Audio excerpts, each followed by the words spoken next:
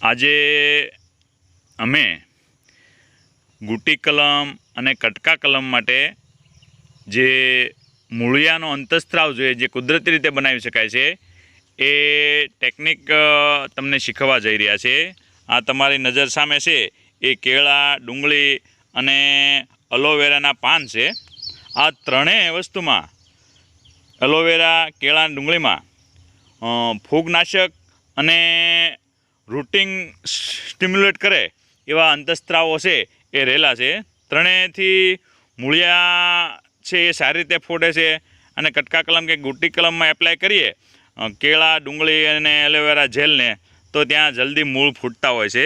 અત્યારે ત્રણેયમાંથી મૂળ વર્ધક અથવા તો રૂટિંગ હોર્મોન કઈ રીતે તૈયાર કરવો એ તમને બતાવી રહ્યા છે. સૌથી પહેલાં અમે કેળાને સોલશું, ડુંગળી કાપશું અને પછી એલોવેરાની જેલ છે એ આ ખરલમાં મૂકી અને એની પેસ્ટ બનાવશે.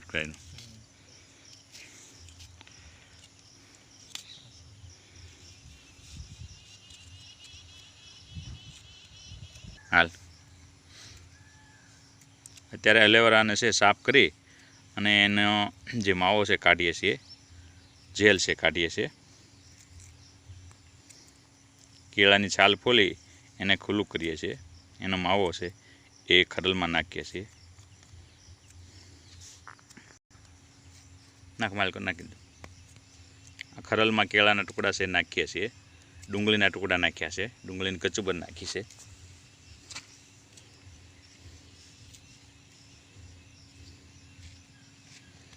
એલોવેરાના ટુકડા છે આમાં નાખીએ છીએ જેલ માટે.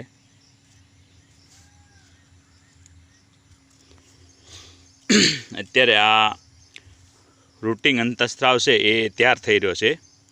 ડુંગળી, એલોવેરા જેલ અને કેળાના ટુકડા નાખી દીધા છે ખરલમાં. આને હવે અમે દસ્તા વડે એને વાટી અને પેસ્ટ બનાવશું.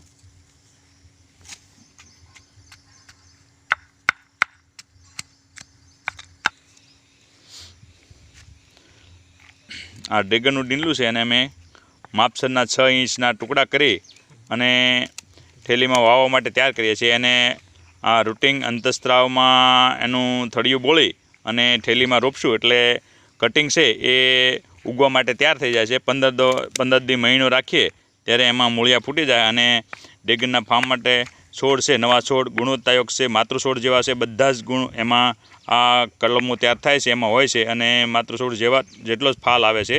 આ રીતે અમે ડ્રેગનના ગુણવત્તાયુક્ત છોડ છે એ તૈયાર કરીએ છીએ. હવે આ થેલીઓ છે એમાં અમે કટકા કલમ કરવા જઈ રહ્યા છીએ.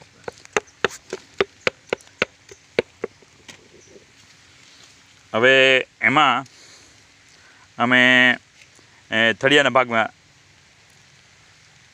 ભાગમાં અંતઃસ્ત્રાવ બોળી અને થેલીમાં રોપીએ છીએ. બીજા કટિંગને આપણે કરો. હવે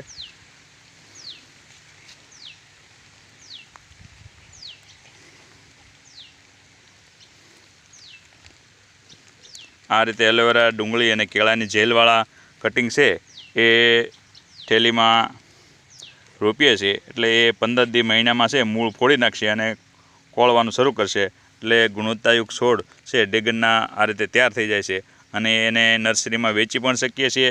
અને ડ્રેગન ફાર્મ બનાવવું હોય ત્યાં રોપણી કરી અને સમાન ગુણવાળા માતૃછોડને મળતા છોડ છે બધા તૈયાર કરી શકાય છે. અને આ રીતે છે એ પ્લાન્ટિંગ મટીરિયલ છે એ તૈયાર થાય છે.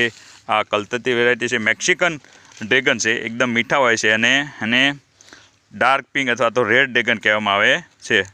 અમારો વિડીયો ગમે તો લાઇક કરજો, શેર કરજો અને ચેનલને સબસ્ક્રાઈબ કરજો. અમારી ચેનલ છે ખેડૂત અને ખેતીવાડી.